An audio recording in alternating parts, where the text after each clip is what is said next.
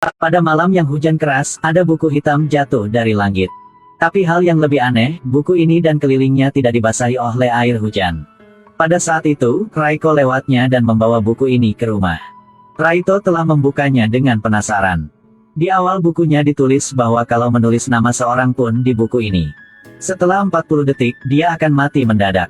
Buku ini lebih kuat pada malaikat Israel, bukunya memutuskan nyawa manusia.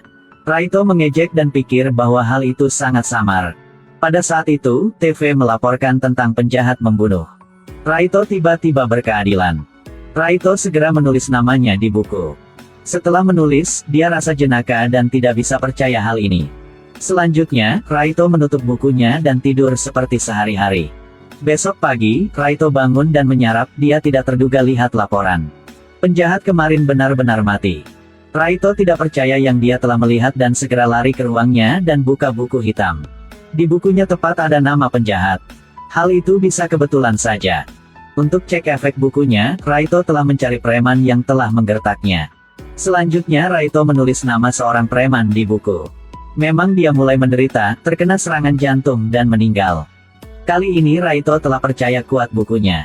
Memiliki buku yang langka ini, Raito sangat senang. Saat ini, malaikat Israel tiba-tiba muncul dan konfirmasi dia adalah pemilik bukunya. Raito berpikir dia akan mendapatkan kembali bukunya.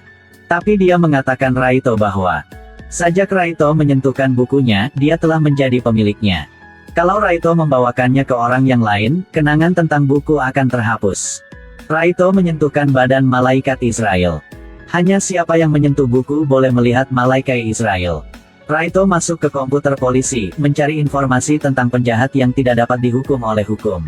Dan dia menulis semua namanya di buku. Bahkan orang kaya, perampok atau pembunuh jahat semuanya telah mati karena serangan jantung. Ada banyak kematian yang aneh telah terjadi di sepanjang negara Jepang. Laporan ini menarik perhatian semua orang dengan cepat-cepat. Semua koran berurut-urutan melaporkan.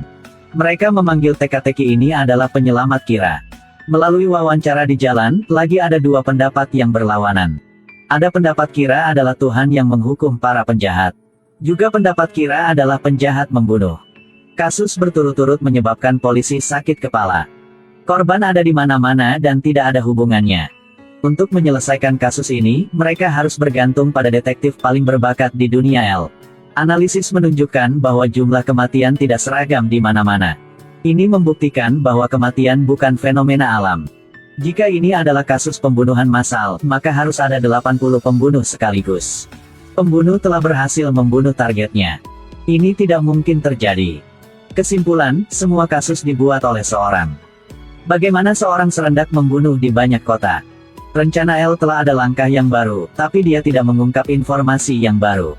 Polisi telah mendirikan tim investigasi khusus bertanggung kasus ini. Pak Soichiro, ayah Raito, penanggung jawab atas kasus ini. Sedangkan, Raito sangat senang dengan pujian di internet. Raito merasa dia adalah pahlawan. Raito ingin menggunakan buku ini untuk membangun dunia yang luar biasa, tidak ada penjahat. Saat ini, Raito mendapat pesan tentang tim investigasi khusus. Raito membuka TV. Seseorang yang mengaku sebagai L muncul di TV. Dia pikir Kira adalah penjahat yang egois dan bodoh. Bahkan lebih buruk dari penjahat yang dibunuh dia. Serentaknya, L berjanji menangkap Kira untuk menghukumnya. Raito tertawa, dia orang yang memutuskan nyawa semua orang. Mau menangkapku, jangan bermimpinya. Kemudian Raito segera menulis nama L di buku. L serangan jantung dan jatuh. Ketika Raito senyum senang tiba-tiba di TV muncul huruf kata L. Tidak terduga, Kira tidak langsung membunuh. Sebenarnya, sang yang Raito baru membunuh bukan penghasut. L digunakan dia sebagai pengganti. Detektif L asli masih hidup. L mengatakan dengan Kira bahwa dia telah menemukan Kira hidup di mana dan L juga tantangannya. Kalau pemberani mari bunuhku.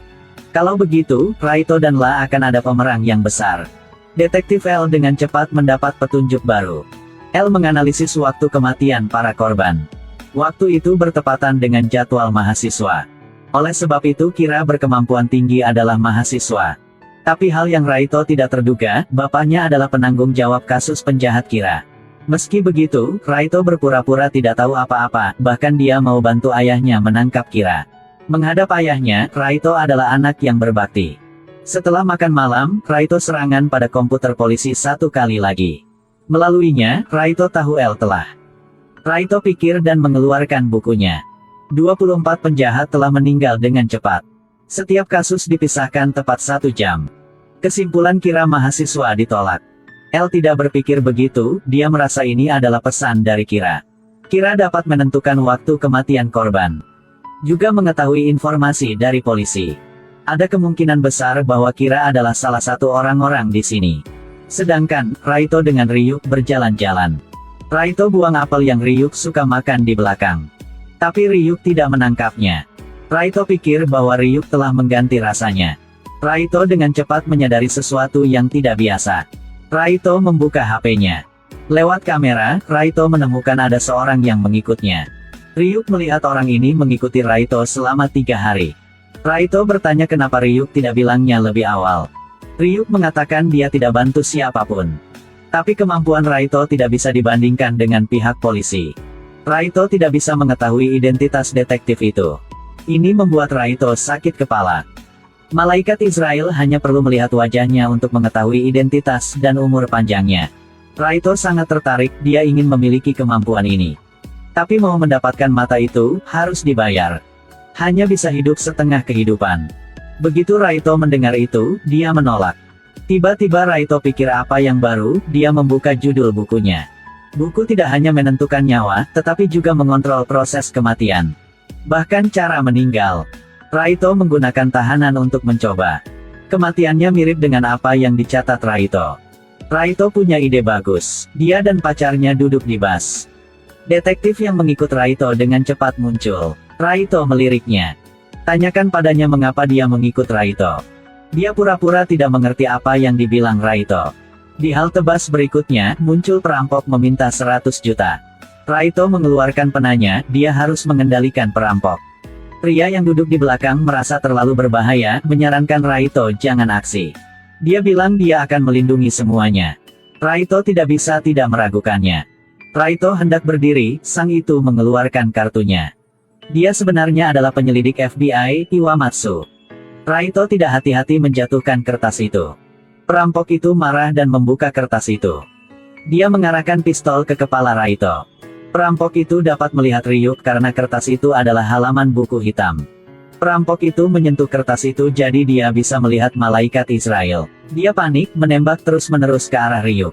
Ini tidak menyakit Ryuk. Pistolnya kehabisan amunisi, dia dengan cepat melompat keluar dari bus. Dia ditabrak mobil lain. Semuanya ditulis Raito di buku kematian. Tujuannya untuk mengetahui identitas pengikut. Iwamatsu berubah pikiran tentang berkencan dengan pacarnya. Dia segera berlari ke kereta. Iwamatsu menurunkan dokumen, yang dalamnya ada earphone. Iwamatsu memakai earphone seperti yang petunjukkan, dan suara itu adalah Raito. Raito mengatakan dia adalah Kira. Tapi Iwamatsu tidak bisa percaya segera. Agar membuktikan sendiri adalah Kira, Raito mengatakan Iwamatsu.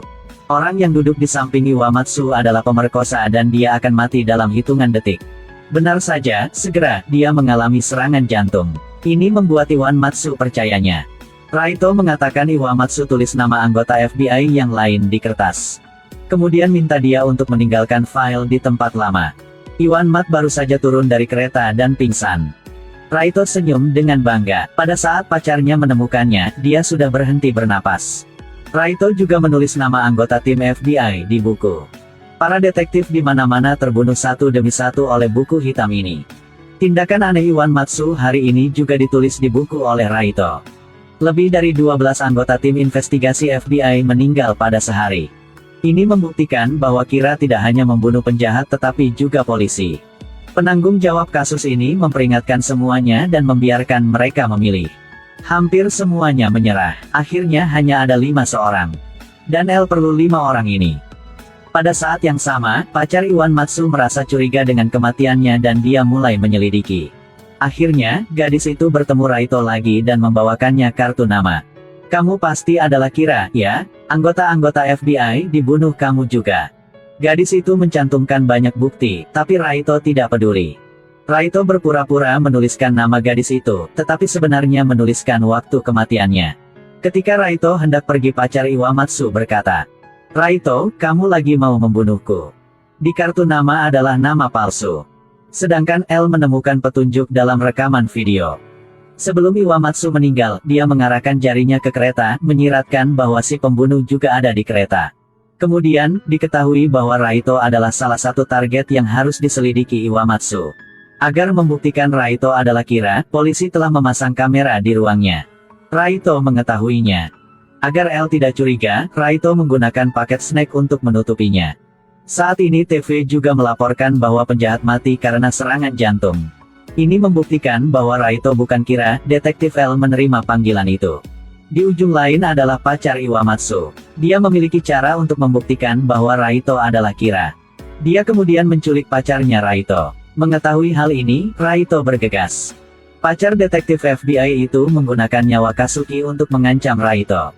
Untuk memaksa Raito mengakui identitasnya. Raito tidak bisa menyerah begitu saja, dia mengeluarkan penanya. Detektif L mengamati aksi Raito. Mengambil kesempatan itu, Kazuki melepaskan diri dari kendali gadis itu dan berlari menuju Raito. Serentaknya gadis itu tidak ragu-ragu untuk menembakkan. Karena Kazuki menyelamatkan Raito dan terkena peluru, dan mati. Dan gadis itu bunuh diri karena rasa bersalah. Kematian Kazuki benar-benar hal yang tak siapa mau. Karena sesungguhnya, semua yang tersisa adalah rencana Raito. Lalu begitu, Raito telah melihat nama pacar Iwamatsu pada hari dia meninggal. Rencana ini untuk menghindari penyelidikan polisi. Meski mempersaksikan kematian pacarnya, Raito masih memutuskan menyucikan dunia. Dengan alasan mau dendam untuk pacarnya, Raito menyarani bergabung dengan tim penyelidikan. Saat ini, Detektif L muncul dan setuju dengan Raito bergabung timnya. Terakhir, dua musuh telah saling bertemu. Arena kebijaksanaan antara Raito dan L baru mulai sekarang. Siapa akan menjadi pemenang terakhir?